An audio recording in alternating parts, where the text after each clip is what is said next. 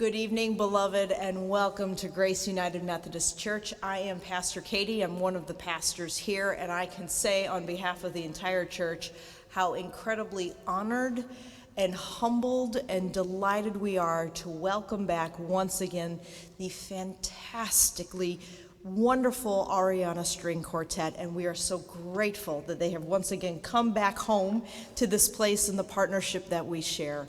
I'm sure tonight is going to be a wonderful, beautiful event as we enter into an ancient story with beautiful music and words. The quartet has asked me to remind you that at the end, we are going to depart in silence. So be prepared for that at the end of our concert this evening. It is impossible to separate this wonderful music by Haydn from the religious focus that served as its inspiration. It was, after all, conceived as an integral part of a Good Friday service, and to divorce the music, however powerfully it stands alone, from the context from which it was originally intended, is to hear it in only part of its glory. Let me now summarize the 7 most important events that immediately preceded Jesus' 7 final utterances. Number 1, the greatest meal in history, the Last Supper of Jesus with his disciples. The greatest period of anticipation in history, experienced by Jesus in the Garden of Gethsemane when he asked his disciples to wait with him for 1 agonizing hour. The greatest act of betrayal in history, when Jesus was betrayed by Judas for a mere 30 pieces of silver. The greatest mockery of justice in history, the trial of Jesus before Pontius Pilate. The greatest burden ever placed on the shoulders of one person, when Jesus was forced to carry his cross up the hill to Calvary. The greatest act of cowardice in history, the desertion at the cross of all but one of Jesus' disciples. The greatest suffering ever experienced by any person, when Jesus was nailed to the cross and left to die. Here now are the 7 greatest final words in history, words that continue to resonate to this very day, the 7 last words of Christ.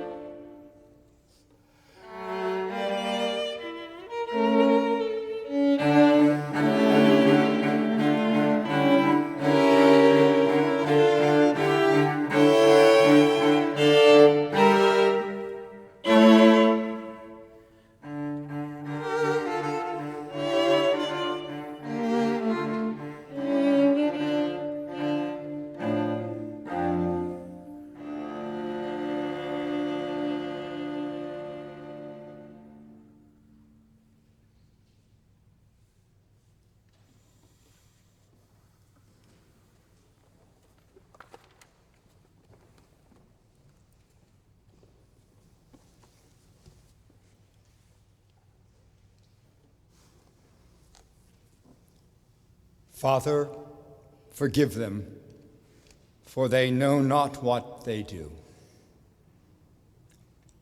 An innocent man stands condemned. His name is Jesus. His name is Anthony Porter. His name is Rolando Cruz. His name is that of any of the more than 100 men who have been released from death row or maximum security cell blocks after the miracle of DNA proved their innocence. His name might be any of the several hundred men and women who have not been released, but whose passage through the justice system ended, as Jesus's ended, in ignominious death. To be innocent and yet condemned to die as a criminal, whether on a cross or a gurney with an arm outstretched to receive the lethal needle, is all awful enough. But to be innocent and yet found guilty at trial, that may be even more nightmarish. Of course, Jesus knew what sort of exercise his trial was. He maintained his silence because he knew he was going to be found guilty, no matter what the facts of the case might be. This was not an exercise in truth-seeking,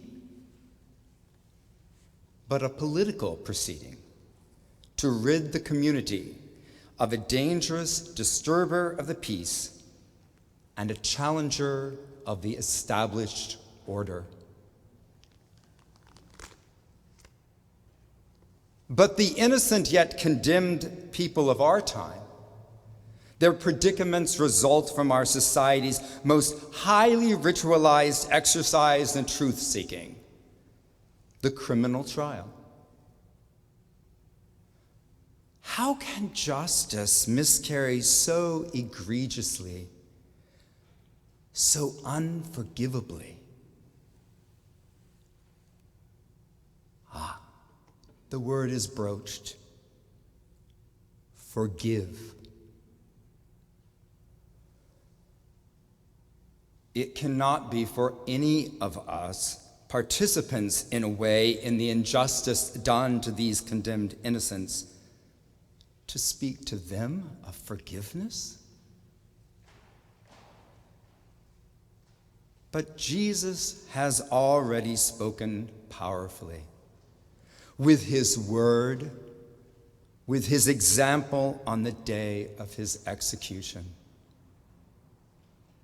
Father, forgive them, for they know not what they do.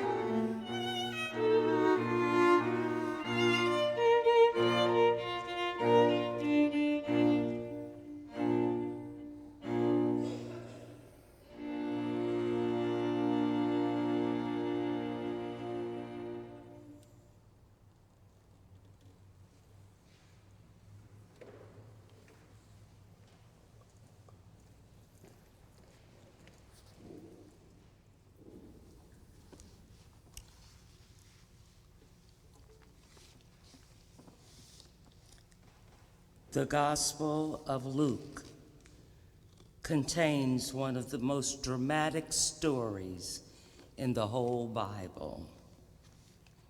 When on the cross of Calvary the Lord was crucified, the mob stood around him and mocked him.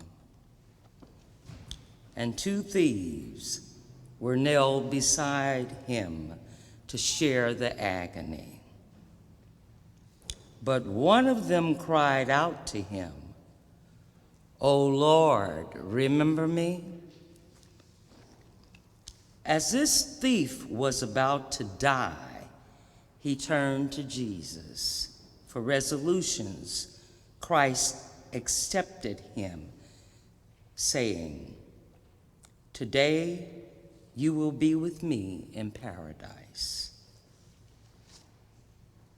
The dying criminal had more faith than the rest of Jesus' followers put together. Although the disciples continued to love Jesus, their hopes for the kingdom were shattered.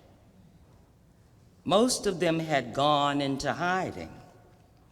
By contrast, the thief looked at the man who was dying next to him and said, "Jesus, remember me when you come into your kingdom." By all external experiences, the kingdom was finished.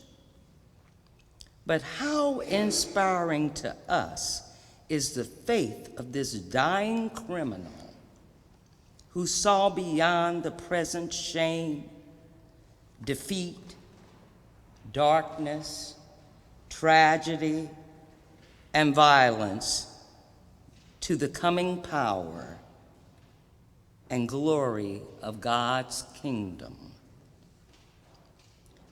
The thief was saved by grace.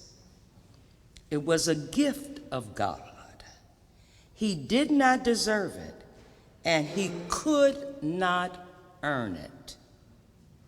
We too have this grace available to us. In spite of our hurts, our pains, and our historical woundedness, his grace is still sufficient for us. Won't you accept God's mercy and grace? That you too will see beyond your present darkness, tragedy, and shame to the power and glory of a transformed life in Christ by crying out, "Lord, remember me." Amen.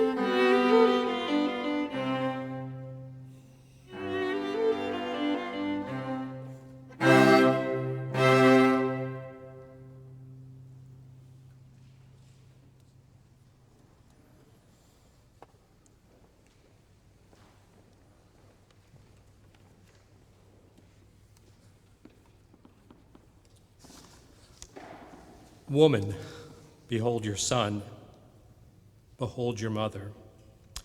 From the cross at Calvary, Jesus completed his last will and testament.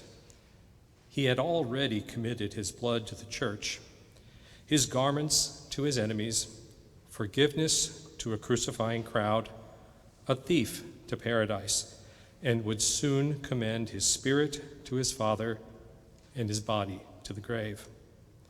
But here, in this third word from the cross, Jesus takes time out from dying to commend you and I to each other, to give us to each other, to remind us that he came not only to reconcile, restore, and reconnect you and I to his Father, but to reconcile, restore, and reconnect you and I to each other.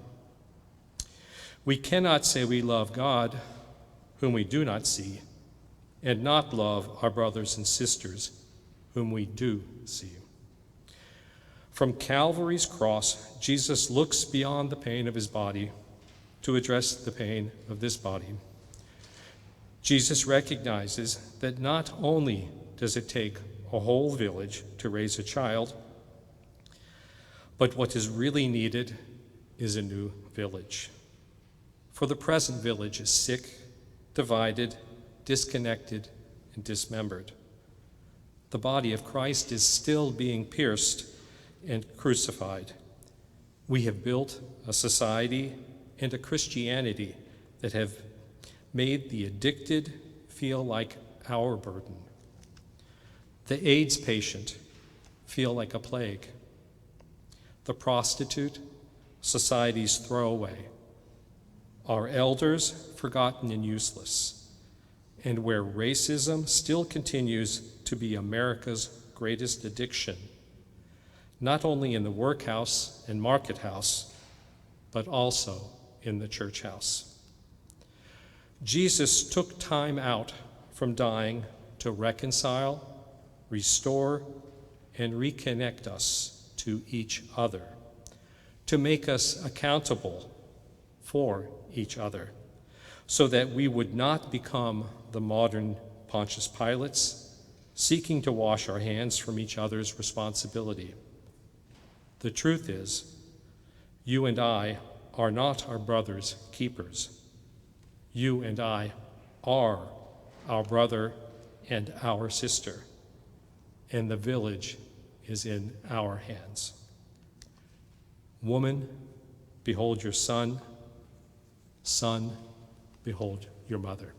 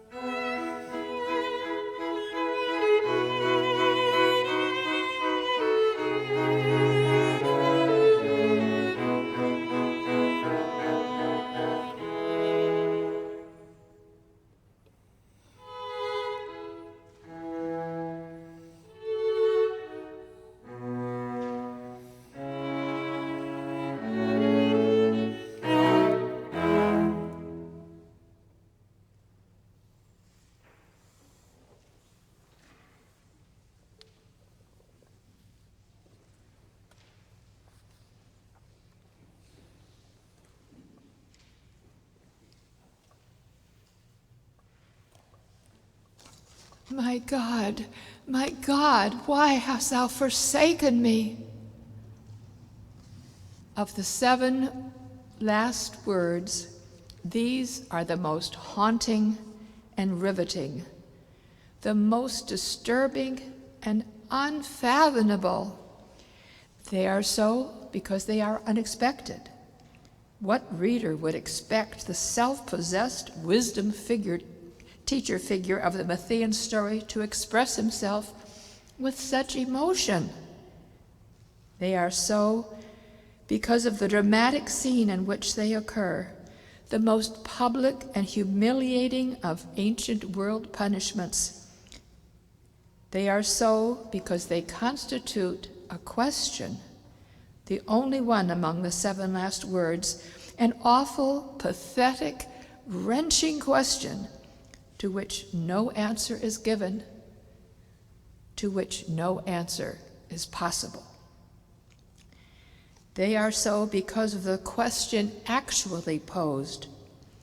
Following the evangelist Mark and taking the question directly from Psalm 22:1, the evangelist Matthew makes the question on the lips of Jesus a disturbing and unfathomable one for listeners and readers of every age. The question cuts to the core of the puzzle about the meaning of human existence from a particular site of interpretation reflecting a particular set of experiences. What has God to do with this? Where is God in all of this? It is the challenge of a human sensitive figure challenging all others, including pain, suffering, forsakenness that defines human experience. Both the Psalm 22 reference and the larger narrative context in which the question is raised make it clear that God has everything and nothing to do with this, to do with human suffering. God is responsible for all things. Witness the darkness occurring at midday, and God is nowhere to be found. Yet Jesus, as the story goes, experiences victory. So Jesus' question jolts all readers into seeing that the attempt to fathom and address the puzzle of human hurt and forsakenness is the only means to human hopefulness and victory.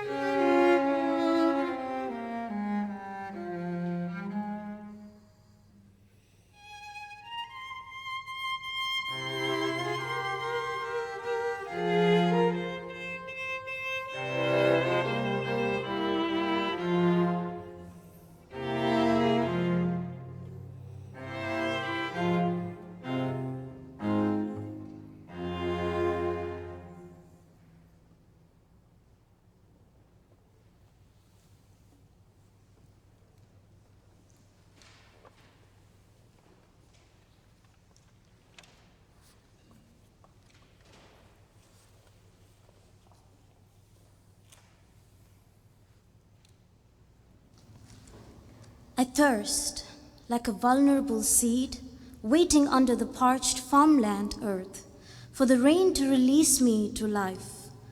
I thirst like the one who grieves the loss of its loves in the deathly betrayals which leach away the waters of hope. I thirst like a nation longing for the generosity of its old soul as it watches its life drying up and dying in meanness. I thirst like the one whose spirit flies free in truth, while its body groans and weeps in the bleeding from the costliness of its flight.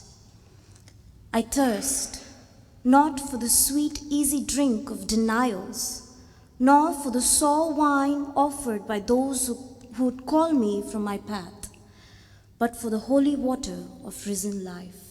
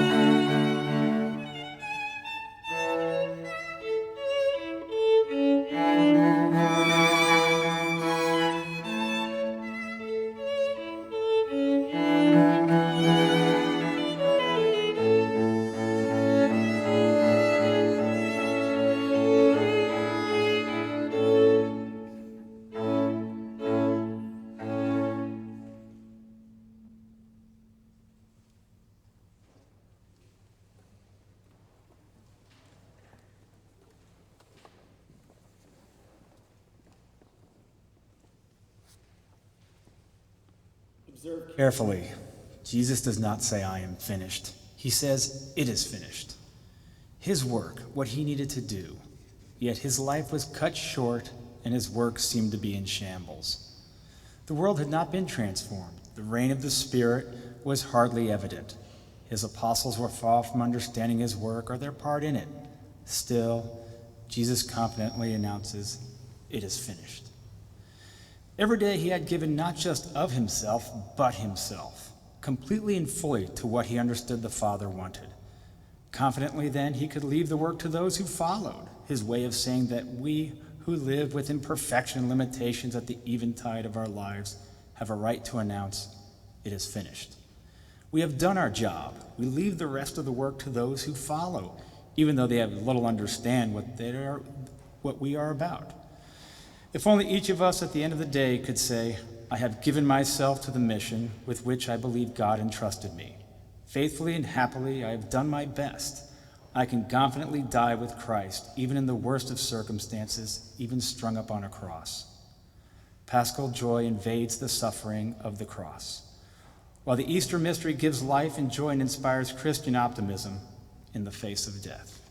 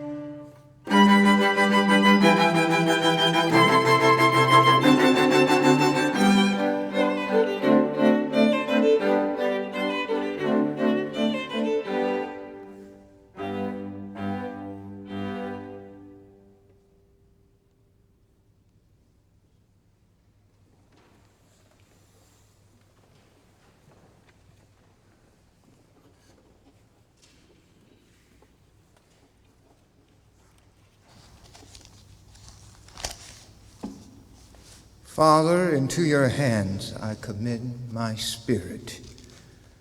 I can hear Jesus himself standing amid the agony and darkness of Good Friday, standing amid the darkness of the cross. And out of the pain and the agony and the darkness of that cross, we hear a voice saying, "Into thy hands I commend my spirit." And then we can hear him saying, "Not my will, but thy will be done." Now, you got to learn that, my friends. And when you learn that, you can stand up amid any condition because you know that God is with you. No matter what happens, you can stand up amid despair. You can stand up amid persecution. You can stand up amid disappointment. You can even stand up against death. But you don't worry because you know God is with you. And so I'm going away this morning. I don't know about you, but I'm going away determined that wherever he leads me, I will follow. I will follow him to the garden. I will follow him to the cross if he wants me to go there. I will follow him to the dark valleys of death if he wants me to go there. Not my will, but thy will be done.